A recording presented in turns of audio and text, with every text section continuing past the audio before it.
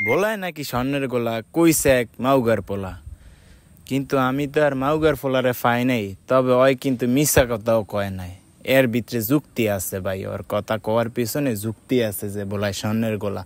তা হইতেছে গিয়া এই বছর একটা নিউজে দেখলাম যে আমাদের ভোলাতে শুধু সুপারি রপ্তানি হয়েছে 2300 কোটি টাকা, তাও আবার কোনো সংস্থা বা কোম্পানির বিনিয়োগ ছাড়া, সম্পূর্ণ নিজ অর্থায়নে নিজ খরচে।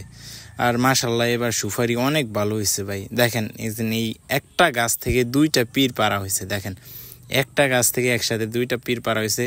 এখানে মিনিমাম 1 বিঘা সুপারি হবে।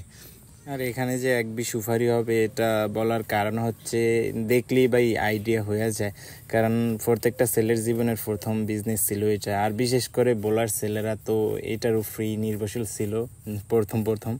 এখন তো ছোটো ভাইরা চুরি করে, আমরা আর চুরি করি না, আমরা এখন নিজেরা দায়িত্ব করে পাড়ায় নিতে হয় আর কি, ফ্যামিলির রান্না দেই।